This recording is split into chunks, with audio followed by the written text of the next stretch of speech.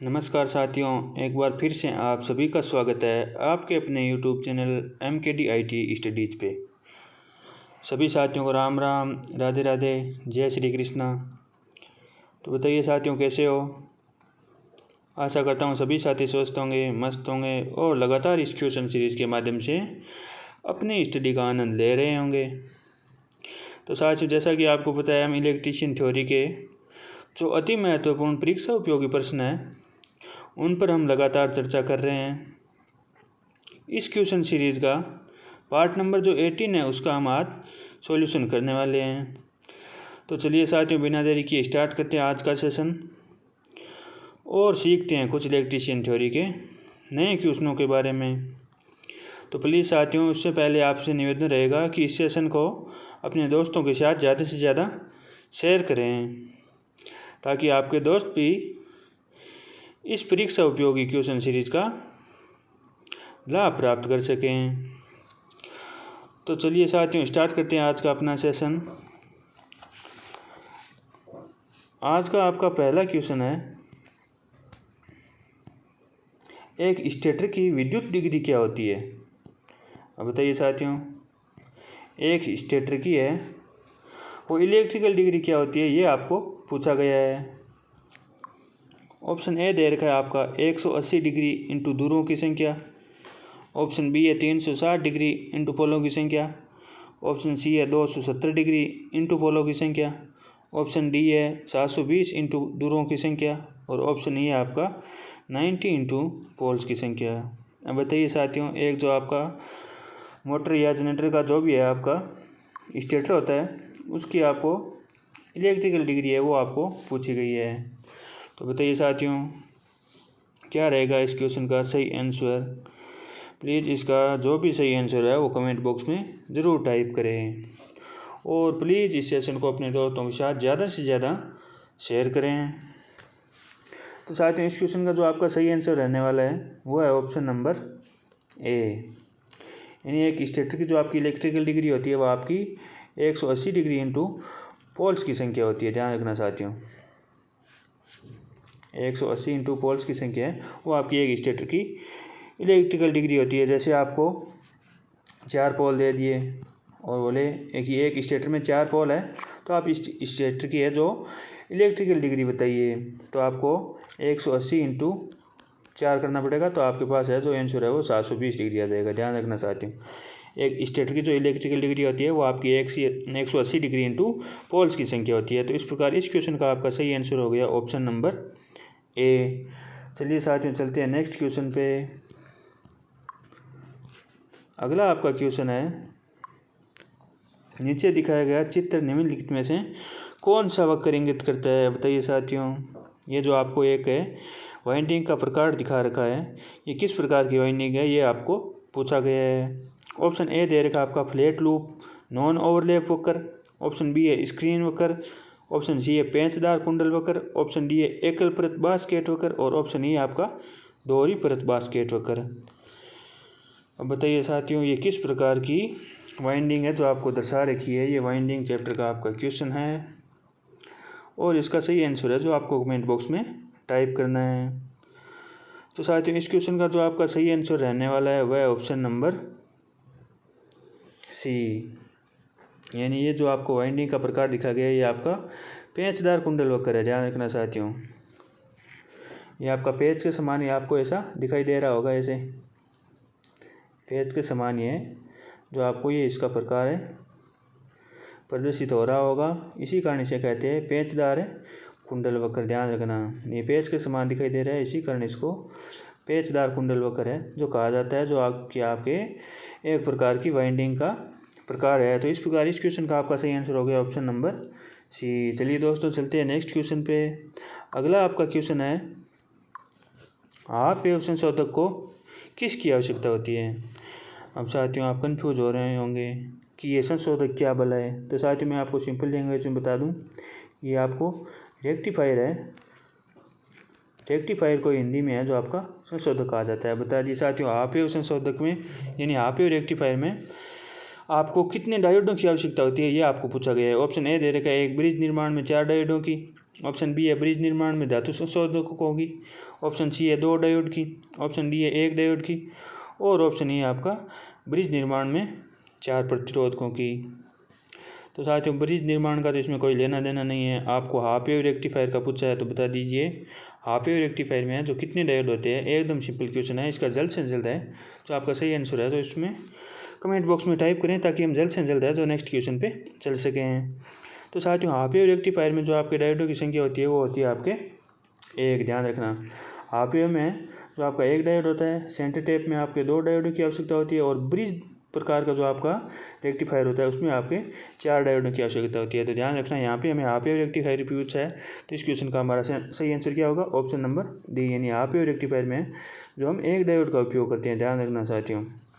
और जो आपका centre tap full wave rectifier का आपका 2 प्रकार होते हैं, यानी एक सेंटर टेप होता है और एक आपका ब्रिज रेक्टिफायर होता है। साथियों ध्यान रखना जो रेक्टिफायर है वो आपके 2 प्रकार के होते हैं, एक होता है आपका हाफ वेव, एक होता है आपका फुल वेव। हाफ वेव में ध्यान रखना 1 डायोड की आवश्यकता होती है। अब जो आपका फुल वेव रेक्टिफायर होता है ये आपका 2 प्रकार का होता है, एक होता है आपका सेंटर टेप और एक होता है आपका ब्रिज प्रकार का। ध्यान रखना सेंटर टेप में आपके 2 डायोड की आवश्यकता होती है और ब्रिज में आपकी 4 डायोड की आवश्यकता होती है। तो इस प्रकार आप हैं जो इन तीनों सर्किट में हैं जो डायोड की संख्या ध्यान रख सकते हैं। हाफ वेव में 1, सेंटर टेप में 2 और ब्रिज टाइप रेक्टिफायर में आपके 4 डायोड की आवश्यकता होती है। इस क्वेश्चन में आपको हाफ वेव रेक्टिफायर का पूछा है तो इस क्वेश्चन का आपका जो सही आंसर रहने वाला है वह ऑप्शन नंबर डी।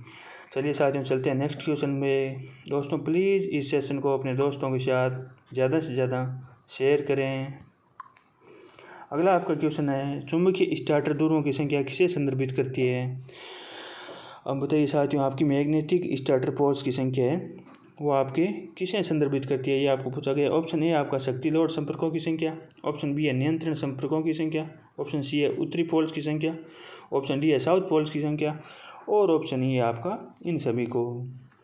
अब बताइए आपका जो चुंबकीय स्टार्टर होता है उसमें आपके पोल्स की संख्या है वो इनमें से किसे दर्शाती है ये आपको पूछा गया है। तो प्लीज़ साथियों इसका सही आंसर है जो आप जल्द से जल्द कमेंट बॉक्स में टाइप करें। साथ में आपको बार बार कह रहा हूँ कि कमेंट बॉक्स में अपना आंसर देने से घबराए नहीं। आपको जैसा भी आंसर आ रहा है प्लीज़ कमेंट बॉक्स में अपना महत्वपूर्ण आंसर है जो ज़रूर दें। अगर आपका आंसर यहाँ पे गलत भी हो जाएगा तो आप कुछ ना कुछ सीखोगे, और गलतियाँ करके जो चीज़ सीखी हुई चीज़ है जो आप कभी भूलते नहीं है साथियों, और नहीं भूलोगे तो आपको एग्ज़ाम तक याद भी रहेगा, और एग्ज़ाम तक याद रहेगा तो आपको क्या करना है, ज्ञानी थोड़ी बनना है, हमेशा के लिए याद थोड़ी रखना है। आपको तो बस एग्ज़ाम पास करना है और एक अच्छी जॉब प्राप्त करनी है। ध्यान रखना साथियों ज्ञानी बनने के लिए समय आगे बहुत है, लेकिन अभी हमें जॉब की अति आवश्यक जो हमारी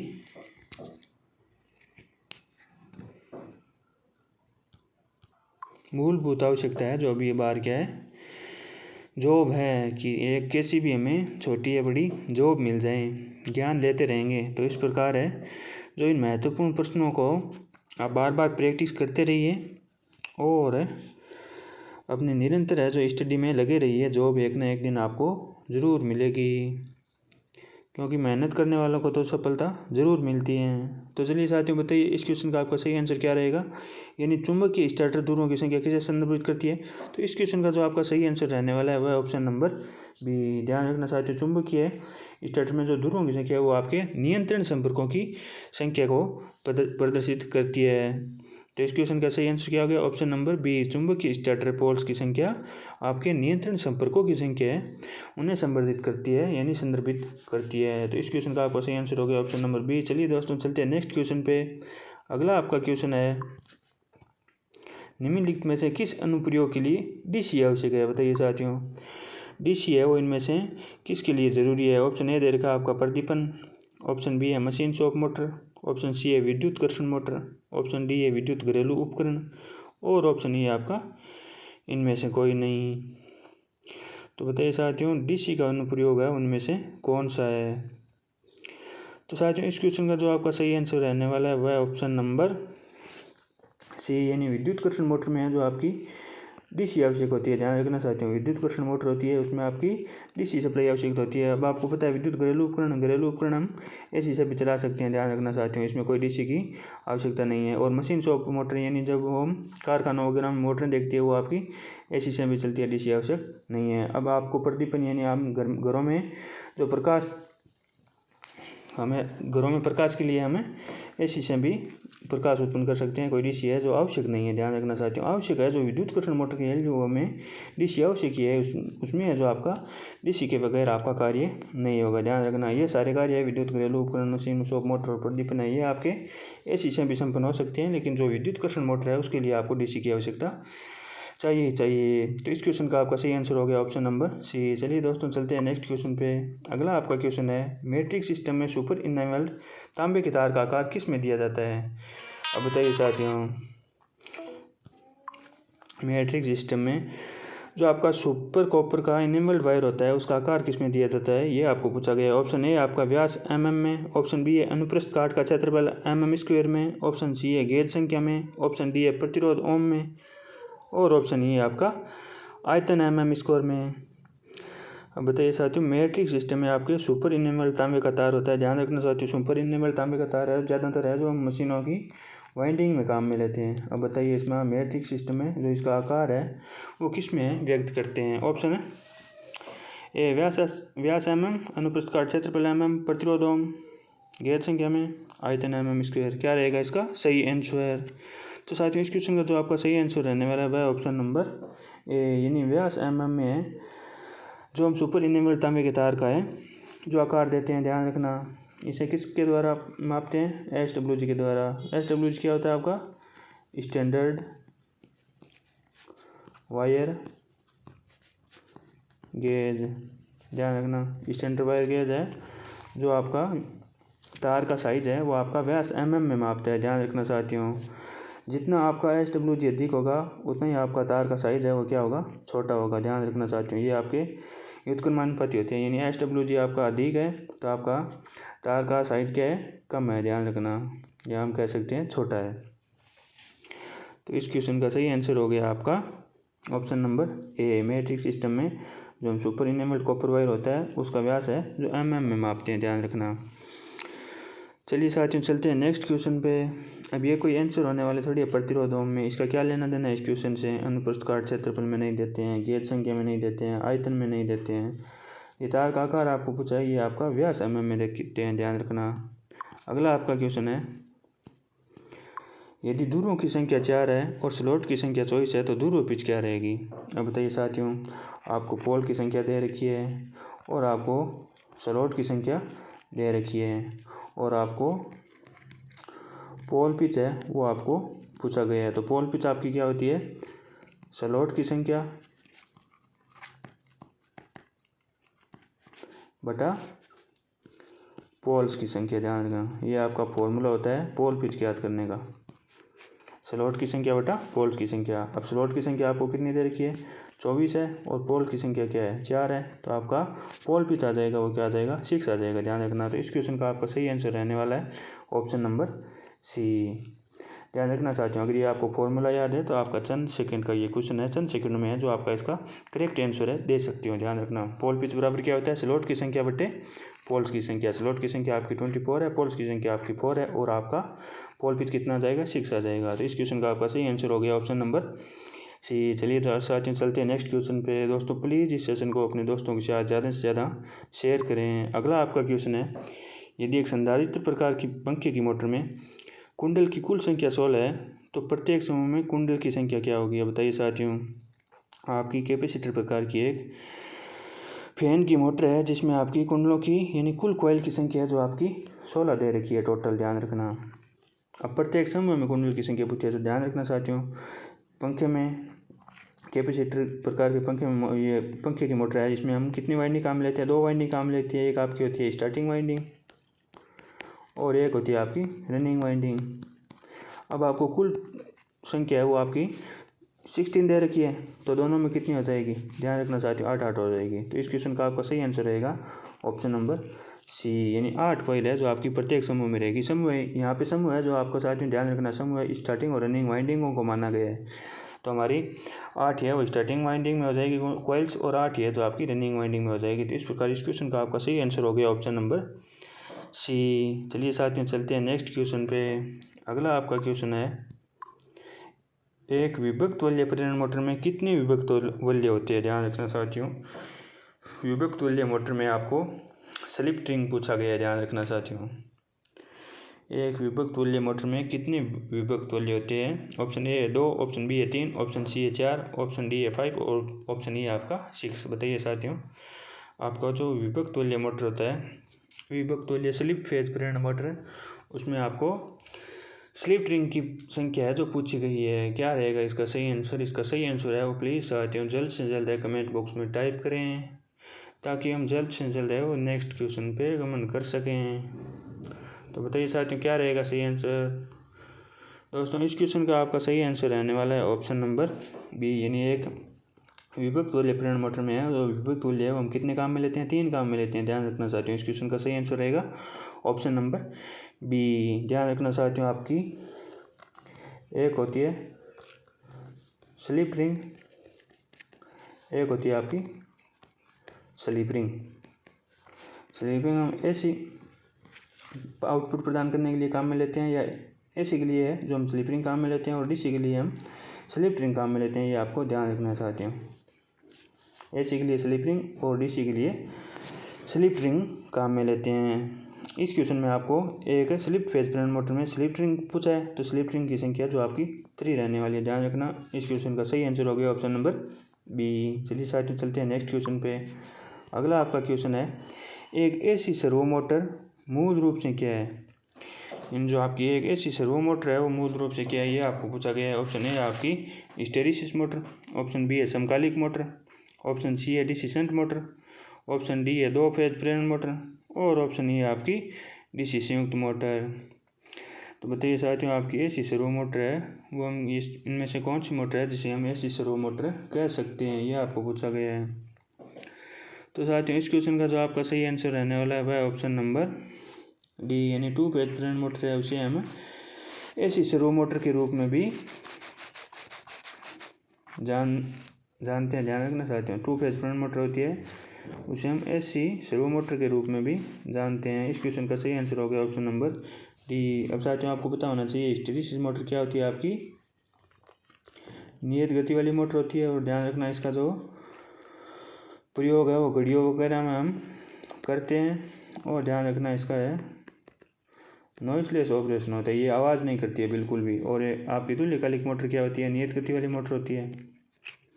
और ध्यान रखना ये है लीडिंग, लैगिंग और इकाई तीनों पावर फैक्टर पर कार्य करती है। ध्यान रखना ये जो आपकी सिंक्रोनस मोटर है उसकी खासियत है लीडिंग, लैगिंग और इकाई तीनों पावर फैक्टर पर कार्य करती है। इसकी गति है नियत रहती है। ध्यान रखना नियत कैसे रहती है भाई, इसकी जो रोटर की गति है वो चुंबकीय क्षेत्र की गति के बराबर होती है। इसी प्रकार हम इसको तुल्यकालिक मोटर कहते हैं। ध्यान रखना। और डीसी शंट मोटर है, इसकी भी आपको इसे भी आप नियत गति वाली मोटर कह सकते हैं। ध्यान रखना, ज़्यादा लोड बढ़ाएंगे तो इसकी गति है थोड़ा बहुत परिवर्तन हो जाएगी, लेकिन इसकी जो गति है वो लगभग नियत रहती है। अब बात करें डीसी संयुक्त मोटर यानी कंपाउंड मोटर की, इसका जो प्रयोग है जो हम क्रेन या होइस्ट या आपकी वुड वर्किंग मशीन होती है उनमें है जो हम कंपाउंड मोटर का है जो प्रयोग करते हैं। ध्यान रखना साथियों। और समकालिक मोटर का प्रयोग है वो हम जब पावर फैक्टर सुधारने के लिए करते हैं, तो इसे सिंक्रोनस कंडीशनर भी कहा जाता है। ध्यान रखना साथियों, अगर लाइन के समांतर में हम समकालिक मोटर यानी तुल्यकालिक मोटर को लगा देते हैं तो ये पावर फैक्टर सुधारने का काम करती है। और शंट मोटर का प्रयोग है जो आपके सेंट्रीफ्यूगल पंप वगैरह में जो हम शंट मोटर का प्रयोग करते हैं। और हिस्टैरिसीस मोटर का मैंने आपको बता दिया घड़ियों में प्रयोग करते हैं। और जो आपकी एसी सर्वो मोटर होती है उसे हम मूल रूप से 2 फेज प्रेरण मोटर के रूप में भी जानते हैं। तो इस क्वेश्चन का आपका सही आंसर हो गया ऑप्शन नंबर डी। चलिए साथियों चलते हैं नेक्स्ट क्वेश्चन पे। इस क्वेश्चन के सारे ऑप्शनों का हमने कर लिया पोस्टमार्टम। साथियों इस प्रकार है तो हमें प्रत्येक क्वेश्चन के सारे ऑप्शनों पर विस्तृत चर्चा करनी है, जिससे हमारे नंबर ऑफ क्वेश्चन कम भले ही हो, लेकिन हम एक क्वेश्चन में लगभग 5-7 क्वेश्चन है वो सॉल्व कर लेते हैं। और इस प्रकार है जो हमारे क्वेश्चनों की संख्या है वो हम हमेशा 25-24 क्वेश्चन है जो सॉल्व करते हैं लगभग कभी हमारा 24 रहता है, कभी 23 रहता है, कभी 26 होता है। तो इसके साथ साथ है हम इस प्रकार अतिरिक्त ऑप्शनों पे जो विस्तृत चर्चा करते हैं, इससे हमारे क्वेश्चनों की संख्या है वो लगभग 100 के करीब पहुंच जाती है साथियों। तो आपको यह नहीं सोचना है कि इस 1 घंटे के सेशन में है जो हमारे 25 क्वेश्चन सॉल्व हो रहे हैं, 25 क्वेश्चन सॉल्व नहीं हो रहे हैं, आपके 100 क्वेश्चन सॉल्व हो रहे हैं। तो ध्यान रखना साथियों, जो साथी है इन क्वेश्चनों की थोड़ी बहुत भी उनकी प्रैक्टिस है पहले, वह इस क्वेश्चन को फास्ट मोड में है जो रिवीजन कर सकते हैं। और जो साथी पहली बार पढ़ रहे हैं वो कृपया पूर्णतः मनोयोग के साथ है जो इस सेशन को अटेंड करें। यह सेशन है आपकी परीक्षा के लिए अति महत्वपूर्ण साबित होगा, ये मैं आपको विश्वास दिलाता हूँ। तो चलिए साथियों चलते हैं नेक्स्ट क्वेश्चन पे। इस सेशन को अपने दोस्तों के साथ है और ज़्यादा से ज़्यादा शेयर कर दें ताकि आपके दोस्तों को भी इसका फ़ायदा मिल सके। नेक्स्ट क्वेश्चन है आपका, किसी स्लिपिंग इंडक्शन मोटर में रोटर करंट की आवृत्ति किस पर निर्भर करती है, ये आपको पूछा गया है।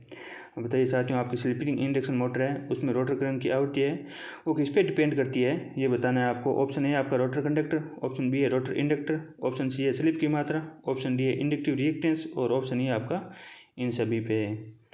अब बताइए जो आपकी रोटर की आवृत्ति है वो किस पर निर्भर करती है, ये आपको पूछा गया है। तो साथियों अगर आपको रोटर आवृत्ति का फॉर्मूला पता है तो इस क्वेश्चन का आंसर है जो आप मात्र 5 सेकेंड में वो दे सकते हो। साथियों रोटर आवृत्ति का फॉर्मूला होता है आपका स्लिप इनटू सप्लाई फ्रीक्वेंसी, यानी आपको रोटर की जो आवृत्ति है वो आपकी स्लिप और जो आपकी सप्लाई की फ्रीक्वेंसी होती है उन पे निर्भर करती है। तो इनमें से आपको कौन सा ऑप्शन दिखाई दे रहा है बताइए साथियों। रोटर कंडक्टर हमारे फॉर्मूले में नहीं है, इंडक्टिव रिएक्टेंस हमारे फॉर्मूले में नहीं है, रोटर कंडक्टर हमारे फॉर्मूले में नहीं है साथियों। रोटर इंडक्टर दे रखा था, ये भी हमारे फॉर्मूले में नहीं है। यहाँ पे हमें दे रखा है स्लिप की मात्रा। तो ध्यान रखना हमारी जो रोटर फ्रीक्वेंसी है ये रोटर करंट की जो आवृत्ति है वो स्लिप पे निर्भर करती है और आपकी सप्लाई फ्रीक्वेंसी पे निर्भर करती है। यहाँ पे हमें स्लिप दे रखा है तो हमारा सही आंसर रहने वाला है ऑप्शन नंबर सी, यानी रोटर करंट की आवृत्ति है जो आपकी स्लिप की मात्रा पर निर्भर करती है। ध्यान रखना साथियों। तो इस क्वेश्चन का हमारा सही आंसर हो गया ऑप्शन नंबर सी। चलिए चलते हैं नेक्स्ट क्वेश्चन पे। अगला आपका क्वेश्चन है, किसी स्क्विरल केज मोटर की गति को किसके द्वारा परिवर्तित किया जा सकता है। बताइए साथियों, हमारे पास एक स्क्विरल केज प्रकार की इंडक्शन मोटर है, उसकी गति को हम कैसे कंट्रोल कर सकते हैं, यह आपको पूछा गया है। ऑप्शन ए आपकी आपूर्ति वोल्टेज को परिवर्तित करके, ऑप्शन बी है स्टेटर में पोलों की संख्या को परिवर्तित करके, ऑप्शन सी है इसके द्वारा लिए गए करंट को परिवर्तित करके, और ऑप्शन डी है आपका रोटर सर्किट में एक प्रतिरोध स्थापित करके, और ऑप्शन ई है आपका इन सभी के द्वारा। अब बताइए साथियों, हमारे पास एक स्क्विरल केज प्रकार की मोटर है, उसकी गति को हमें कंट्रोल करना है, तो इनमें से कौन सा मेथड है जो हमें अपनाना पड़ेगा ये आपको बताना है। प्लीज़ इसका जो सही आंसर रहने वाला है वो आप जल्द से जल्द कमेंट बॉक्स में टाइप करें। साथियों मैं आपको बार बार कह रहा हूँ, कमेंट करने में किसी भी प्रकार की कंजूसी ना बरतें, कमेंट करें, आप ज़्यादा से ज़्यादा कमेंट करें। जो आपका जैसा भी क्वेश्चन आंसर आपको आ रहा है वो आप है जो कमेंट बॉक्स में ज़रूर बताएं। इससे आपका सही होगा तो ठीक है, गलत होगा तो आपकी गलती यहीं पे निकल जाएगी साथियों। एग्ज़ाम में आपकी गलती करने के चांस है जो नगण्य हो जाएंगे, और एग्ज़ाम में आप गलती नहीं करोगे तो आपका सिलेक्शन है जो कोई नहीं रोक सकता साथियों। तो इसलिए मैं आपको बार बार बोल रहा हूँ, आपको जैसा भी आंसर आ रहा है प्लीज़ कमेंट बॉक्स में अपना महत्वपूर्ण आंसर है वो ज़रूर बताएँ, और कमेंट बॉक्स में अपनी प्रतिक्रिया भी ज़रूर दें कि ये जो इस प्रकार की क्वेश्चन सीरीज़ के जो हम निरंतर क्वेश्चन सॉल्व कर रहे हैं हमारे साथ, इस क्वेश्चन सीरीज में जुड़ के आपको कैसा महसूस हो रहा है, ये आपको प्रतिक्रिया के रूप में ज़रूर बताना है कमेंट बॉक्स में साथियों, ये सेशन समाप्त होने के बाद में, ताकि हमें भी पता चले कि स्टूडेंट्स क्या चाह रहे हैं या आप हमें और क्या सुधार करने की ज़रूरत है। ये आप जो अपनी प्रतिक्रिया के रूप में जो अवश्य बताएं, ताकि हम अपने कंटेंट में और किस प्रकार अच्छी तरह से सुधार कर सकते हैं जो आपके लिए उपयोगी साबित हो। तो साथियों इस क्वेश्चन का जो आपका सही आंसर रहने वाला है वह ऑप्शन नंबर बी, स्टेटर में पोल्स की संख्या को परिवर्तित करके जो हम किसी स्क्विरल केज इंडक्शन मोटर की जो स्पीड कंट्रोल है वो कर सकते हैं। अब आप पूछोगे सर कैसे कर सकते हैं, तो मैं बताऊंगा साथियों आपको। जो आपकी स्क्विरल केज मोटर की जो आपकी गति होती है वो आपकी होती है 120 इंटू फ्रीक्वेंसी बटा पोल्स की संख्या। तो ध्यान रखना साथियों, आपकी गति है वो फ्रीक्वेंसी पे भी निर्भर करती है और आपकी पोल की संख्या पे निर्भर करती है। तो साथियों स्टेटर की ये आपको ऑप्शन दे रखा है स्टेटर में पोल की संख्या ऊपर करते हैं। तो साथियों आपको पता है यहाँ पे हम पोल्स की संख्या बढ़ा देंगे तो हमारी गति क्या हो जाएगी, कम हो जाएगी, और पोल्स की संख्या घटा देंगे तो हमारी गति क्या हो जाएगी, बढ़ जाएगी। तो इस प्रकार यह हमारी गति है जो आपकी पोल की संख्या पे डिपेंड कर रही है, और पोल की संख्या को परिवर्तित करके हम स्क्वेयर केज इंडक्शन मोटर की गति को है वो परिवर्तन कर सकते हैं, ध्यान रखना चाहते हैं। तो इस प्रकार हमारा क्वेश्चन आंसर हो गया ऑप्शन नंबर बी, यानी आपकी गति है जो पोल्स की संख्या के व्युत्क्रमानुपाती है। पोल्स की संख्या बढ़ाओगे तो गति आपकी कम हो जाएगी, और पोल की संख्या घटाओगे तो आपकी गति है वो बढ़ जाएगी, ध्यान रखना चाहती हूँ। जैसे साथियों एक एग्जाम्पल के तौर से समझे, हमारे पास सप्लाई आवृत्ति है वो आपकी 50 हर्ट्ज है और पोल्स की संख्या 2 है, तो हमारे पास गति कितनी हो जाएगी, 120 इंटू 50/2 यानी आपकी 3000 RPM हो जाएगी। अब हम बात करें, हमारे पास सप्लाई आवृत्ति तो 50 हर्ट्ज की है, लेकिन पोल की संख्या हमने बढ़ा दी यानी 4 कर दी, तो अब हमारे पास गति कितनी हो जाएगी, 120 इंटू 50/4। अब हमारे पास गति है वो कितनी हो गई, 1500 RPM हो गई। तो साथियों इस प्रकार हमारा निष्कर्ष निकला कि पोल की संख्या हमने बढ़ाई तो हमारी गति क्या हो गई, कम हो गई। यानी पहले 2 पोल थे तो हमारी गति 3000 RPM थी, अब हमने 4 पोल कर दिए यानी 2 पोल बढ़ा दिए तो हमारी गति क्या हो गई, 1500 RPM हो गई, आधी हो गई। तो इस प्रकार आप कह सकते हैं कि पोल की संख्या पे है जो आपकी गति डिपेंड करती है, और पोल की संख्या में आप जो चेंजेज करके आपकी गति को चेंजेज कर सकते हो, ध्यान रखना चाहते हो। इस क्वेश्चन का आपका सही आंसर हो गया ऑप्शन नंबर बी। चलिए साथियों चलते हैं नेक्स्ट क्वेश्चन पे। दोस्तों प्लीज़ इस सेशन को अपने दोस्तों के साथ ज़्यादा से ज़्यादा शेयर करें, लाइक करें। अगला आपका क्वेश्चन है, निम्नलिखित में से कौन सा डिवाइस है एम्पलीफायर के विपरीत है। अब बताइए साथियों, एम्पलीफायर के विपरीत कार्य है वो इनमें से कौन सा डिवाइस करता है, ये आपको पूछा गया है। Option A attenuator, option B है डिवाइडर, ऑप्शन सी है RF मॉड्यूलेटर, ऑप्शन डी है फ्रीक्वेंसी मल्टीप्लायर, और ऑप्शन ई आपका फ्रीक्वेंसी मिक्स है। अब बताइए आपका एम्पलीफायर के विपरीत इनमें से कौन सा डिवाइस है जो आपका कार्य करता है। तो साथियों आपको पहले यह पता होना चाहिए कि आपका एम्पलीफायर का है जो क्या कार्य होता है, तभी आप बता पाओगे कि इनमें से एम्पलीफायर के विपरीत है जो कौन सा डिवाइस है जो एम्पलीफायर के विपरीत कार्य करता है। तो कमेंट बॉक्स में बताइए साथियों एम्पलीफायर का जो आपका क्या कार्य रहता है। तो साथियों एम्पलीफायर होता है जो आपका, इसका कार्य होता है आपका किसी भी सिग्नल के आयाम को बढ़ाना, ध्यान रखना साथियों, आयाम को बढ़ाना। ये आयाम को बढ़ाने का काम है जो आपका क्या करता है, एम्पलीफायर करता है। जैसे हमारे पास मान लो ये एक ध्वनि सिग्नल है और जो हमारा साउंड सिग्नल है, इसकी मान लो हमें आवाज़ है जो या आपकी वॉइस है वो कम है, इसकी वॉइस को बढ़ाने के लिए हम क्या करते हैं, एक एम्पलीफायर काम में लेते हैं। अब यहाँ पे हमें है जो आपकी बढ़ी हुई ध्वनि है वो प्राप्त होगी, ध्यान रखना। तो ये हमने क्या किया, एक आयाम को बढ़ाया है साथियों, ध्वनि के आयाम को बढ़ाया है, तभी हमारे पास है जो इसके वॉइस है वो बढ़ी है, ध्यान रखना साथियों। तो एम्पलीफायर का आपका काम होता है आपका आयाम को बढ़ाना। अब ध्यान रखना साथियों, इसके विपरीत होता है आपका अटेन्यूएटर। अटेन्यूएटर क्या होता है, आपको किसी सिग्नल या आवृत्ति के जो आयाम होते हैं उनको घटाने का काम है वो आपका अटेन्यूएटर करते हैं, ध्यान रखना साथियों। इसे एटेन्यूएटर भी बोलते हैं। यानी हमारे पास उच्च मान की यहाँ पे जो ध्वनि है उसका साउंड अधिक है, और यहाँ पे हम अटेन्यूएटर लगा देंगे तो हमारे निम्न आयाम की है जो हमें ध्वनि प्राप्त होगी। तो ध्यान रखना साथियों, किसी भी सिग्नल के आयाम को बढ़ाने के लिए हम एम्पलीफायर का काम में लेते हैं, और इसके विपरीत है जो किसी भी सिग्नल के आयाम को घटाने के लिए जो हम अटेन्यूएटर का काम में लेते हैं। तो इस प्रकार इस क्वेश्चन का आपका सही आंसर हो गया ऑप्शन नंबर ए, यानी एम्पलीफायर के विपरीत कार्य है जो आपका अटेन्यूएटर करेगा। ये एक दूसरे के विपरीत होते हैं, एक है जो आपका आयाम को बढ़ाता है, किसी सिग्नल के आयाम को बढ़ाता है, और दूसरा है जो आपका किसी सिग्नल्स के आयाम को कम करते हैं। तो इस प्रकार इस क्वेश्चन का आपका सही आंसर हो गया ऑप्शन नंबर ए। चलिए साथियों चलते हैं नेक्स्ट क्वेश्चन पे। अगला आपका क्वेश्चन है, परमाणु संख्या 14 वाले तत्व सिलिकॉन के संयोजी इलेक्ट्रॉन की संख्या कितनी है। अब बताइए साथियों, सिलिकॉन में आपको संयोजी इलेक्ट्रॉन पूछे हैं। ऑप्शन ए आपका 8, ऑप्शन बी है 4, ऑप्शन सी है 5, ऑप्शन डी है 3 और ऑप्शन ई है आपका 2। बताइए परमाणु संख्या है जो आपकी सिलिकॉन की कितनी होती है, 14 होती है। अब इसमें सिलिकॉन जो आपके संयोजी इलेक्ट्रॉन कितने होते हैं ये आपको पूछा गया है, आपको बताना है। बताइए साथियों क्या रहेगा इसका सही आंसर। तो साथियों आपको पता होना चाहिए किसी भी तत्व के जो आपकी कक्षाओं में इलेक्ट्रॉन होते हैं वो आपके 2n² फॉर्मूले से दिए जाते हैं, ध्यान रखना साथियों। जैसे आपकी कक्षा का नाम होता है K, L, M, N, इस प्रकार आपकी कक्षाओं का नाम होता है। यहाँ पे n की संख्या है जो आपकी कक्षा का क्रमांक होता है, यानी कि आपकी 1 नंबर कक्षा है, एल आपकी 2 नंबर कक्षा है, एम आपकी 3 नंबर कक्षा है, एन आपकी 4 नंबर कक्षा है। ये कक्षा का क्रमांक होता है। तो ध्यान रखना साथियों। अब संयोजी इलेक्ट्रॉन होते हैं जो आपके बाहरी कक्षा में जो आपके इलेक्ट्रॉन होते हैं, उन्हें आप संयोजी इलेक्ट्रॉन बोलते हैं। ध्यान रखना साथियों, क्योंकि ये इलेक्ट्रॉन है जो आपके दूसरे तत्व के साथ है जो बॉन्ड का निर्माण करते हैं। ध्यान रखना। अब आपको पूछ लें कि आपके किसी भी तत्व की के कक्षा में हम अधिकतम कितने इलेक्ट्रॉन है वो रख सकते हैं। तो साथियों इस फॉर्मूले के द्वारा है जो हम किसी भी कक्षा के अधिकतम इलेक्ट्रॉनों की संख्या है वो ज्ञात कर सकते हैं। ध्यान रखना साथियों। तो के की बात करें तो के का क्रमांक होता है, के क्लास का 1 होता है, तो 2 × 1 का स्क्वायर बराबर कितना आ गया। यानी के कक्षा में अधिकतम है हम 2 इलेक्ट्रॉन रख सकते हैं। बात करें एल कक्षा की, तो एल कक्षा आपका क्रमांक हो गया 2, तो 2 का स्क्वायर हो गया 4, 4 × 2 कितना हो गया 8। यानी एल कक्षा में जो हम अधिकतम है इलेक्ट्रॉन की संख्या 8 रख सकते हैं। ध्यान रखना साथियों।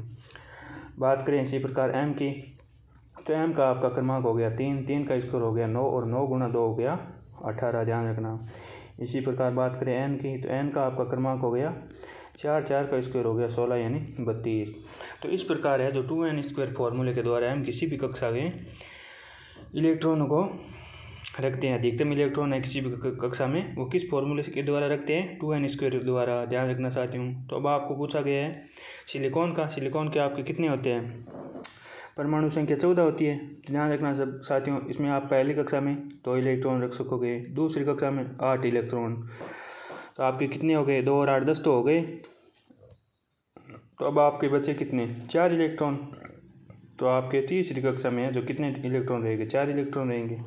यानी आपकी पहली में 2 रख दिया आपने, 2 से ज़्यादा आप रख नहीं सकते। दूसरी में आप 8 से ज़्यादा नहीं रख सकते, तो आपने 10 इलेक्ट्रॉन है वो फिक्स कर दिए। अब बचे आपके 4 इलेक्ट्रॉन। जो 4 इलेक्ट्रॉन है जो आपकी 3rd कक्षा में रहने वाले हैं, और यही है जो आपके संयोजी इलेक्ट्रॉन की संख्या है। तो इस क्वेश्चन का आपका सही आंसर हो गया ऑप्शन नंबर बी।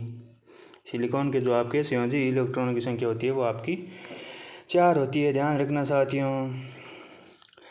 वैसे भी आपको पता होना चाहिए सिलिकॉन है जो आपका ये अर्धचालक पदार्थ है, और अर्धचालकों में जो आपके संयोजी इलेक्ट्रॉन्स की संख्या होती है वो आपकी 4 होती है। ध्यान रखना साथियों। इसी प्रकार है जो ये अर्धचालक की श्रेणी में आते हैं। तो इस प्रकार ये हमने बात कर ली संयोजी इलेक्ट्रॉन्स या किसी भी तत्व की जो कक्षाओं में है जो अधिकतम इलेक्ट्रॉन की संख्या कितनी रख सकते हैं उसके बारे में हमने बात कर ली। तो इस क्वेश्चन का आपका सही आंसर हो गया ऑप्शन नंबर बी, यानी 4 इलेक्ट्रॉन है जो आपके सिलिकॉन के संयोजी इलेक्ट्रॉनों की संख्या रहेगी, क्योंकि इसका परमाणु संख्या आपकी 14 होती है। पहली कक्षा में 2 आ जाएंगे, दूसरी में 8 आ जाएंगे, तो तीसरी कक्षा में जो आपके यानी बाहरी कक्षा में जो आपके इलेक्ट्रॉन होते हैं वो संयोजी इलेक्ट्रॉन होते हैं, और तीसरी कक्षा में आपके इसके लिए इलेक्ट्रॉन बचे 4 जो कि संयोजी इलेक्ट्रॉन कहलाते हैं, और उसकी संख्या हो गई 4। इस प्रकार इस क्वेश्चन का अपना सही आंसर हो गया ऑप्शन नंबर बी। चलिए दोस्तों चलते हैं नेक्स्ट क्वेश्चन पे। अगला आपका क्वेश्चन है केवीएल किस सिद्धांत पर काम करता है।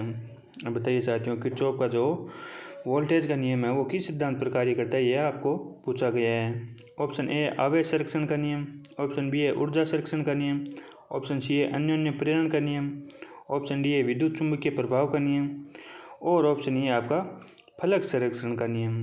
बताइए साथियों केवीएल है जो किस सिद्धांत पर काम करता है। तो साथियों केसीएल और केवीएल आपको दोनों का पता होना चाहिए। यानी एक होता है आपका KCL Kirchhoff current law, Kirchhoff का धारा नियम, और एक होता है आपका केवीएल किरचॉफ वोल्टेज लॉ, यानी किरचॉफ का वोल्टेज का नियम। तो ध्यान रखना साथियों केसीएल यानी किरचॉफ करंट लॉ होता है वो आपका आवेश संरक्षण पर आधारित होता है। ध्यान रखना किरचॉफ का जो धारा नियम होता है वो आपका आवेश संरक्षण, और किरचॉफ का जो वोल्टेज नियम होता है वो आपका होता है ऊर्जा संरक्षण पर आधारित। तो इन दोनों के बातों के बारे में आपको ध्यान रखना चाहिए, क्योंकि ये आपके एग्ज़ाम में है जो अति महत्वपूर्ण परीक्षा जो आपके प्रश्न हैं उनके रूप में ये दोनों क्वेश्चन है, क्योंकि ये बार बार है जो एग्जाम्स में पूछे जाते हैं। ध्यान रखना साथियों किरचॉफ करंट लॉ है वो आपका आवेश संरक्षण है, और किरचॉफ वोल्टेज लॉ है जो आपका ऊर्जा संरक्षण है। यहाँ पे हमें क्या पूछा गया है, किरचॉफ वोल्टेज लॉ पूछा गया है। तो इस क्वेश्चन का आपका सही आंसर हो जाएगा ऑप्शन नंबर बी, यानी ऊर्जा संरक्षण पर है जो आपका किरचॉफ वोल्टेज लॉ है वो काम करता है। ध्यान रखना साथियों। तो इस क्वेश्चन का अपना सही आंसर हो गया ऑप्शन नंबर बी आवेश संरक्षण, यानी ये आपका केसीएल का हो गया। अन्योन्य प्रेरण जो आपका हो गया वो आपका ट्रांसफार्मर का जो आपका सिद्धांत है वो आपका अन्योन्य प्रेरण हो गया, म्यूचुअल इंडक्टेंस हो गया। विद्युत चुम्बकीय प्रभाव है जो आपको पता होना चाहिए, किसने दिया था, ओरस्टेड ने दिया था। यानी किसी चालक में हम विद्युत धारा प्रवाहित करते हैं तो वह एक चुंबकीय क्षेत्र है वो आपका उत्पन्न होता है, ये आपका विद्युत चुम्बकीय प्रभाव हो गया। तो इस प्रकार इस क्वेश्चन के सारे ऑप्शन का हमने पोस्टमार्टम कर लिए है। केवीएल सिद्धांत है जो आपका ऊर्जा संरक्षण का सिद्धांत रहेगा, और जो आपका केसीएल है वो आपका आवेश संरक्षण का सिद्धांत रहेगा। अति महत्वपूर्ण प्रश्न है, दोनों ही आपको ध्यान रखना है। चलिए साथियों चलते हैं नेक्स्ट क्वेश्चन पे। मित्रों प्लीज़ इस सेशन को अपने दोस्तों के साथ ज़्यादा से ज़्यादा शेयर करें। अगला आपका क्वेश्चन है, आरएमएस मान निम्नलिखित में से किसके आधार पर परिभाषित किया जाता है। अब बताइए साथियों, जो आपका रूट मीन स्क्वायर मान होता है यानी वर्ग मध्य मूल मान होता है, वो आपका इनमें से किसके आधार पर है जो हम परिभाषित कर सकते हैं। ऑप्शन ए दे रखा है आपका तापमान का प्रभाव, ऑप्शन बी है आवेश अंतरण, ऑप्शन सी है करंट, ऑप्शन डी है वोल्टेज, या ऑप्शन ई है आपका इन सभी पे। बताइए साथियों, आरएमएस मान को हम क्या कह देते हैं। आपका आरएमएस मान होता है, इसकी फुल फॉर्म होती है रूट मीन स्क्वायर मान, इसे ही हम कह देते हैं वर्ग मध्य मूल मान, ध्यान रखना साथियों, और इसे ही कह देते हैं हम प्रभावी मान। ये सारे हैं जो आपके आरएमएस मान के नाम हैं। तो बताइए साथियों, आरएमएस मान को जो हम किसके आधार पर परिभाषित करते हैं। तो साथियों इस क्वेश्चन का जो आपका सही आंसर रहने वाला है वह आपका ऑप्शन नंबर ए।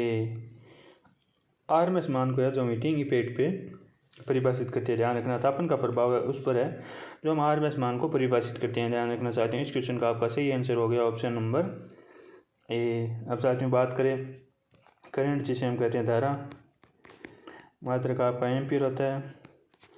इलेक्ट्रॉनों के प्रवाह को हम धारा कहते हैं। धारा का प्रवाह पॉजिटिव से नेगेटिव की ओर होता है। इलेक्ट्रॉन का प्रवाह है जो आपका नेगेटिव से पॉजिटिव की ओर होता है। ध्यान रखना साथियों, धारा है जो आपके इलेक्ट्रॉनों की विपरीत दिशा में प्रवाहित होती है। और धारा प्रवाह करने के लिए जो आपका आवश्यक बल होता है जिसे हम कहते हैं ईएमएफ, वोल्टेज। ध्यान रखना धारा को है जो हम एमीटर के द्वारा मापते हैं। एमीटर है जो आपका श्रेणी क्रम में लगता है। आदर्श एमीटर का प्रतिरोध है जो आपका 0 होता है। ध्यान रखना साथियों, बात करें वोल्टेज को, वोल्टमीटर के द्वारा मापते हैं। वोल्टमीटर है जो आपका समांतर क्रम में लगता है। आदर्श वोल्टमीटर का जो आपका प्रतिरोध है वो आपका अनंत होता है। ध्यान रखना साथियों, तो ये हमने बात कर ली आरएमएस मान की। आरएमएस मान का जो है हम तापमान के प्रभाव पर है आरएमएस मान को परिभाषित करते हैं। इस क्वेश्चन का आपका सही आंसर हो गया ऑप्शन नंबर ए। चलिए साथियों चलते हैं नेक्स्ट क्वेश्चन पे। अगला आपका क्वेश्चन है, यह प्रतीक निम्नलिखित में से कौन सा प्रतिरोधक को इंगित करता है। अब बताइए साथियों, ये जो आपको साइन दे रखा है ये किस प्रतिरोधक का है, ये आपको पूछा गया है। ऑप्शन ए है आपका प्रीसेट प्रतिरोधक, ऑप्शन बी है लाइट डिपेंडेंट प्रतिरोधक, ऑप्शन सी है मैग्नेटो प्रतिरोधक, ऑप्शन डी है रियोस्टेट, और ऑप्शन ई है आपका पोटेंशियोमीटर। बताइए साथियों क्या रहेगा इसका करेक्ट आंसर। इसका जो भी करेक्ट आंसर है प्लीज़ जल्द से जल्द कमेंट बॉक्स में टाइप करें ताकि हम जल्द से जल्द नेक्स्ट क्वेश्चन पे कूच कर सकें। बताइए साथियों क्या रहेगा इसका सही आंसर। तो साथियों इस क्वेश्चन का जो आपका सही आंसर रहने वाला है वह ऑप्शन नंबर ए। ये जो आपका है ये प्रीसेट रजिस्टर है, इसका सिंबल है जो आपको दिखा रखा है। ध्यान रखना साथियों, इस प्रकार का जो ये आपका सिंबल होता है ना, ये आपका प्रीसेट रजिस्टर का होता है। अब आपको दिखा रखा है रियोस्टेट। रियोस्टेट है जो आपका कुछ इस प्रकार का होता है साथियों। रियोस्टेट का मान को है जो हम परिवर्तित कर सकते हैं, यानी वेरिएबल प्रकार का होता है ये आपका। ध्यान रखना प्रीसेट रजिस्टर है जो आपका पहले से फिक्स होता है, इसकी मान को हम परिवर्तित नहीं कर सकते। लेकिन रियोस्टेट का मान है जो हम कम ज़्यादा कर सकते हैं, यानी वेरिएबल होता है ये आपका रियोस्टेट। ध्यान रखना। चलिए साथियों इस क्वेश्चन का आपका सही आंसर हो गया ऑप्शन नंबर ए, यानी ये सिंबल है जो आपका प्रीसेट प्रतिरोधक का है, प्रीसेट रजिस्टर का है, और ये सिंबल है जो आपका रियोस्टेट का है। चलिए साथियों चलते हैं नेक्स्ट क्वेश्चन पे। अगला आपका क्वेश्चन है, अन्योन्य प्रेरण किसका बुनियादी परिचालन सिद्धांत है। बताइए साथियों, म्यूचुअल इंडक्टेंस है जो आपका इनमें से कौन से मोटर्स, ट्रांसफॉर्मर, रेक्टिफायर, जनरेटर किसका है जो ये बुनियादी परिचालन सिद्धांत है। बताइए साथियों म्यूचुअल इंडक्टेंस पे कौन से मशीन से है जो काम करते हैं, ये आपको पूछा गया है। बताइए साथियों क्या रहेगा इसका सही answer. Transformer, motor, rectifier, generator, या आपके ट्रांसफॉर्मर, मोटर, जनरेटर तीनों सही आंसर है जो आप कमेंट बॉक्स में जल्द से जल्द टाइप करें। तो साथियों जो आपका अन्योन्य प्रेरण का सिद्धांत है जिसे हम बोलते हैं म्यूचुअल इंडक्टेंस, ये आपका मुख्य रूप से तो आपका ट्रांसफॉर्मर का सिद्धांत होता है, लेकिन जो आपका टेक्निकल हेल्पर में जो ये आपके क्वेश्चन आया था, इस समय बोर्ड ने आपका आंसर है वो आपका ई माना था। साथियों ध्यान रखना, ट्रांसफॉर्मर, मोटर और जनरेटर तीनों का जो आपका बुनियादी परिचालन सिद्धांत है वो आपका अन्योन्य प्रेरण माना गया है, ध्यान रखना। लेकिन मुख्य रूप से जो आपका म्यूचुअल इंडक्टेंस का सिद्धांत पर है जो आपका ट्रांसफॉर्मर कार्य करता है, ये आपको ध्यान रखना चाहिए साथियों। लेकिन जो आपका टेक्निकल हेल्पर का जो एग्ज़ाम हुआ था उसमें आपका ट्रांसफार्मर, मोटर और जनरेटर ये तीनों ही हैं जो आपके इसका आंसर मान रखा है। तो इस क्वेश्चन के बारे में आपको ध्यान रखना है। अगर आपको इस प्रकार से ऑप्शन दे दे तो आपको तीनों में ही है जो आपको अन्योन्य प्रेरण का परिचालन सिद्धांत मानना है, और अगर आपको ये ऑप्शन नहीं दे, ट्रांसफॉर्मर दे, तो ये आपका मुख्य रूप से है जो आपका ट्रांसफॉर्मर का ही है जो आपका सिद्धांत होता है म्यूचुअल इंडक्टेंस। तो इस क्वेश्चन का सही आंसर रहेगा ऑप्शन नंबर ई, ध्यान रखना साथियों।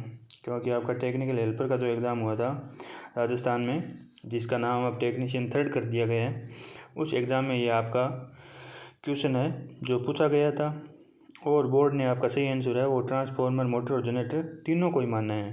तो ध्यान साथियों, इस कंडीशन में आपको ध्यान रखना है कि आपको अगर इस प्रकार के ऑप्शन दे रखे हैं तो आपको तीनों को सही आंसर मानना है, और अगर आपको ट्रांसफॉर्मर दे रखा है तो मुख्य रूप से मैं आपको बता रहा हूँ कि आपका ट्रांसफॉर्मर का ही सिद्धांत होता है म्यूचुअल इंडक्टेंस। तो इस क्वेश्चन का सही आंसर होगा ऑप्शन नंबर ई।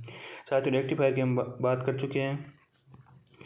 एसी को डीसी में परिवर्तित करता है, ध्यान रखना। 2 प्रकार के होते हैं, हाफ वेव, फुल वेव।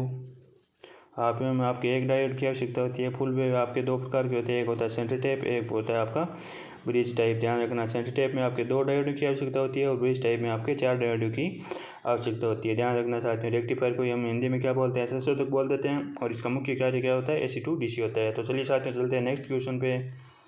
अगला आपका क्वेश्चन है, प्रेरकत्व के लिए माप की मूल इकाई क्या है। बताइए साथियों, इंडक्टेंस को है जो हम किस में मापते हैं, ये आपको पूछा गया है। एकदम इजी क्वेश्चन है, तो प्लीज़ बिना देरी किए जो जल्द से जल्द है इसका क्वेश्चन आंसर है जो आपका कमेंट बॉक्स में टाइप कर दीजिए। इंडक्टेंस को किस में मापते हैं। ऑप्शन ए दे रखा आपका हेनरी, ऑप्शन बी है वेबर, ऑप्शन सी है फेरेड, ऑप्शन डी है सीमेंस, और ऑप्शन ई है आपका टेस्ला। साथियों बताइए, एकदम इजी क्वेश्चन है, बच्चों वाला सवाल है, आपका गलत नहीं होना चाहिए। तो साथियों बिना देरी किए मैं ही बता देता हूँ आपको कि इस क्वेश्चन का आपका सही आंसर रहने वाला है ऑप्शन नंबर ए है साथियों। प्रेरकत्व है जो हम हेनरी में मापते हैं, जिसे हम क्या कहते हैं, इंडक्टेंस कहते हैं, और वेबर में हम क्या मापते हैं, चुंबकीय फ्लक्स है जिसकी इकाई आपकी वेबर होती है। फेरेड आपकी धारिता की इकाई होती है साथियों। टेस्ला आपकी चुंबकीय फ्लक्स घनत्व की इकाई होती है, और सीमेंस है जो आपकी चालकता की इकाई होती है, ध्यान रखना साथियों। और आपके 1 वेबर बराबर कितना होता है, 10⁸ मैक्सवेल होता है, ये भी आपको ध्यान रखना है साथियों। 1 वेबर बराबर 10⁸ मैक्सवेल वेबर है जो आपकी चुंबकीय फ्लक्स की इकाई होती है। सीमेंस है जो आपकी चालकता की इकाई होती है, जो कि आपके प्रतिरोध के व्युत्क्रमानुपाती होती है, ध्यान रखना। चालकता ध्यान रखना साथियों, और प्रतिरोध की आपकी इकाई ओम होती है। टेस्ला आपका चुंबकीय फ्लक्स घनत्व का मात्रक होता है। 1 टेस्ला बराबर क्या होता है साथियों, 10⁴ गाउस होता है, ध्यान रखना। 1 टेस्ला बराबर, टेस्ला है जो आपके चुंबकीय फ्लक्स घनत्व की एसआई इकाई है, और 1 टेस्ला बराबर 10⁴ गाउस होता है। वेबर है जो आपकी चुंबकीय फ्लक्स की इकाई है, जो आपकी 1 वेबर बराबर 10⁸ मैक्सवेल होता है। धारिता ध्यान रखना आपकी फेरेड की इकाई है जो आपकी धारिता है, और हेनरी है जो आपके इंडक्टेंस की इकाई है। तो इस क्वेश्चन का आपका सही आंसर हो गया ऑप्शन नंबर ए। और इस क्वेश्चन के हमने सारे ऑप्शनों पे जो आप विस्तृत चर्चा कर ली है। तो साथियों इस प्रकार हमें प्रत्येक क्वेश्चन के जो भी ऑप्शन दे रखे हैं उन ऑप्शनों का विस्तृत चर्चा करनी है। अब आप बोलोगे सर ये तो इस क्वेश्चन पे आपने चर्चा की है, पिछले क्वेश्चनों में क्यों नहीं की। तो साथियों जो आपके ऑप्शन है, जो उपयोगी ऑप्शन होते हैं, उन्हीं के बारे में है जो हम विस्तृत चर्चा करते हैं। अब अगर आपका यहाँ पे फालतू ऑप्शन दे रखे हो जो हमारे स्टडी से संबंधित नहीं हो, जो इलेक्ट्रीशियन थ्योरी से संबंधित नहीं हो, उन ऑप्शनों पे हमें चर्चा करके टाइम वेस्ट नहीं करना है। हाँ, जो ऑप्शन हमें काम के दे रखे हैं, जिन ऑप्शनों के द्वारा जो हमारे आगे एग्जाम में क्वेश्चन पूछा जाता है, जो हमें महत्वपूर्ण लग रहे हैं, उन ऑप्शनों को मैं छोड़ता नहीं हूँ, आपको उनके बारे में विस्तृत है जानकारी देता हूँ। इस क्वेश्चन का आपका सही आंसर हो गया ऑप्शन नंबर ए। चलिए साथियों चलते हैं नेक्स्ट क्वेश्चन पे। अगला आपका क्वेश्चन है, अपने साथ जुड़े बदलते हुए फ्लक्स के कारण प्रेरित ईएमएफ पैदा करने वाले एक कॉइल का गुणधर्म इनमें से कौन सा है? बताइए साथियों। चुंबक में फ्लक्स में परिवर्तन के कारण आपका ईएमएफ पैदा होता है। इनमें से कौन सा गुणधर्म है ये दर्शा रहा है? ऑप्शन ए आपका प्रतिरोध, ऑप्शन बी है प्रेरकत्व, ऑप्शन सी है धारिता, ऑप्शन डी है प्रतिघात और ऑप्शन ई है आपका चालकत्व है। बताइए साथियों किसके कारण है जो आपका फ्लक्स में परिवर्तन होगा, जिसके कारण है जो आपका ईएमएफ पैदा होगा? यह गुणधर्म है जो इनमें से कौन सा ऑप्शन है जो आपका दिखा रहा है? बताइए साथियों क्या रहेगा इसका सही आंसर। तो साथियों जुड़ते हुए बदलते फ्लक्स के कारण है जो आपका प्रेरित ईएमएफ होता है, उसका गुण जो है वो होता है आपका इंडक्टेंस। ध्यान रखना साथियों। तो इस क्वेश्चन का आपका सही आंसर रहेगा ऑप्शन नंबर बी। ध्यान रखना साथियों इंडक्टेंस के कारण ही है जो आपके फ्लक्स में परिवर्तन होगा, और फ्लक्स में परिवर्तन होगा तो आपका क्या होगा, किसी भी धारावाही चालक में है जो आपका ईएमएफ प्रेरित होगा जहाँ साथियों। तो इस क्वेश्चन का आपका सही आंसर होगा ऑप्शन नंबर बी। प्रतिरोध मैंने आपको बता दिया साथियों, धारा प्रवाह में आपका बाधा होता है जिसे हम आर से दर्शाते हैं, मात्रक इसका ओम होता है। ध्यान रखना साथियों।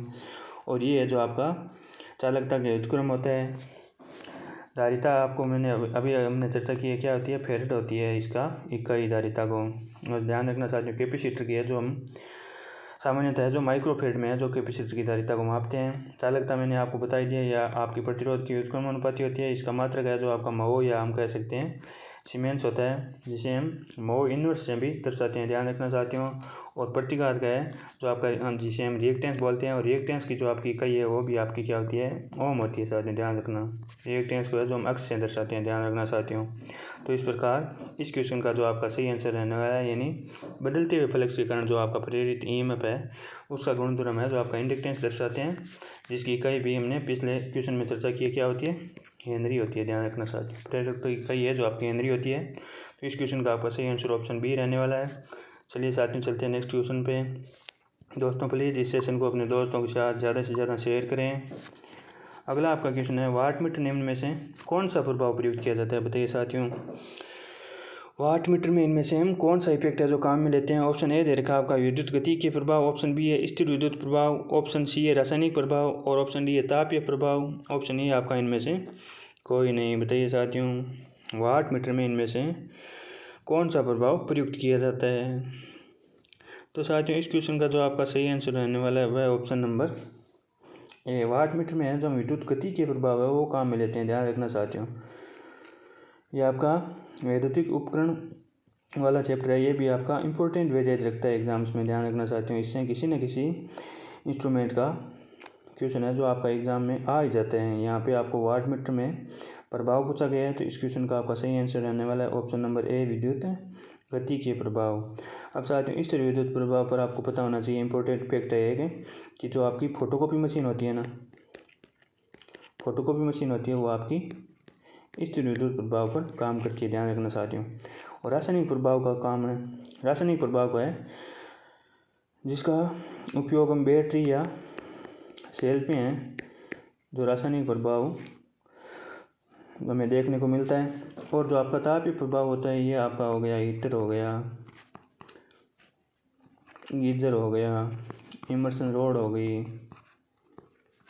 इलेक्ट्रिकल भट्टी हो गई आपकी, ये सारे हैं जो आपके हीटिंग इफेक्ट पे काम करते हैं।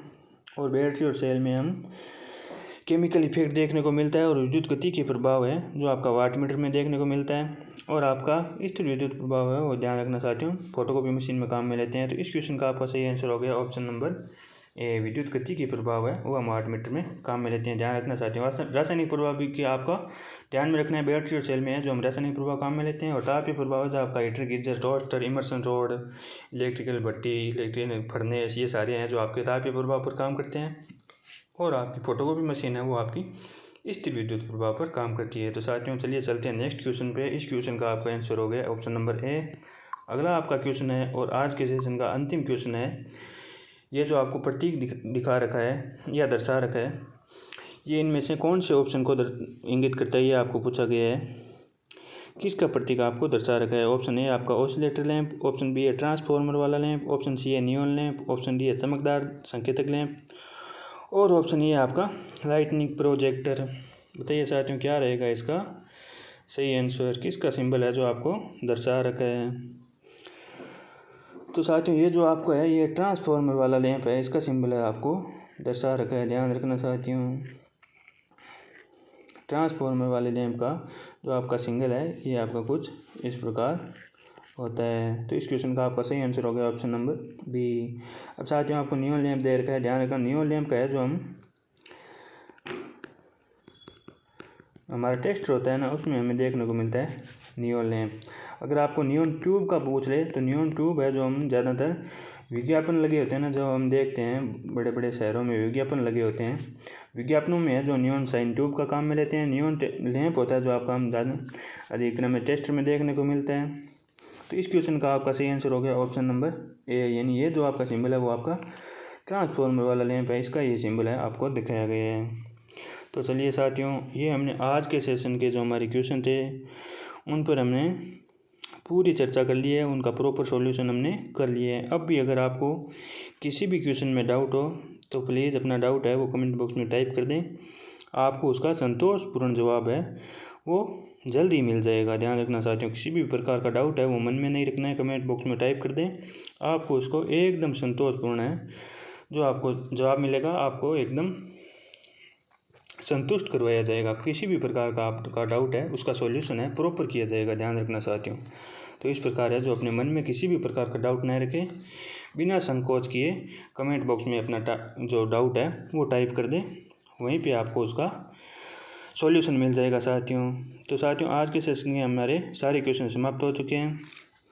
तो प्लीज़ साथियों आपसे निवेदन रहेगा कि इस सेशन को अपने दोस्तों के साथ ज़्यादा से ज़्यादा शेयर करें और अपने इस चैनल को लाइक करें, सब्सक्राइब करें और बेल आइकन प्रेस कर लें, और ताकि जब भी नया वीडियो अपलोड हो आपके पास तुरंत नोटिफिकेशन आ जाए, या जब भी कोई गवर्नमेंट जॉब निकले तो उसकी अपडेट है वो तुरंत आपको मिल जाए। इसलिए मैं आपको बार बार बोल रहा हूँ अपने इस चैनल को सब्सक्राइब कर लें और बेल आइकन प्रेस कर लें, ताकि जब भी कोई इम्पोर्टेंट इन्फॉर्मेशन हो आपके पास तुरंत नोटिफिकेशन आ जाए और आपके पास वो जल्द से जल्द है वो जानकारी पहुँच सकें। तो प्लीज़ साथियों एक बार फिर से आपसे निवेदन रहेगा कि प्लीज़ इस सेशन को इस वीडियो को अपने दोस्तों के साथ ज़्यादा से ज़्यादा शेयर करें और अपनी प्रतिक्रिया है वो कमेंट बॉक्स में अवश्य टाइप करें कि इस प्रकार की क्वेश्चन सीरीज़ के साथ हमारे साथ जुड़कर आपको पढ़ने में आपको कैसा महसूस हो रहा है, या आप इसमें से और क्या सुधार चाहते हैं, क्या हमें और सुधार करना चाहिए, आपको हमारा कंटेंट कैसा लग रहा है, इसके बारे में जो अपने सुझाव है कमेंट बॉक्स में ज़रूर टाइप करें। आपके सुझावों को ध्यान में रखते हुए ज़रूर उन पर अमल किया जाएगा, और जो भी आपका प्रगति की दिशा में अच्छा सुझाव होगा उसका हम अनुगमन है जो ज़रूर करेंगे साथियों। तो इस प्रकार जो भी आपकी प्रतिक्रिया है अपने कमेंट बॉक्स में अपनी प्रतिक्रिया छोड़ते हुए जाएं साथियों। तो चलिए साथियों मिलते हैं नेक्स्ट सेशन में अपने नए इलेक्ट्रीशियन थ्योरी के कुछ क्वेश्चनों के साथ। तब तक सभी साथियों को एक बार फिर से राम राम, राधे राधे, जय श्री कृष्णा। चलिए साथियों मिलते हैं नए सेशन में, तब तक सभी साथियों को राम राम, राधे राधे, जय श्री कृष्णा। धन्यवाद साथियों।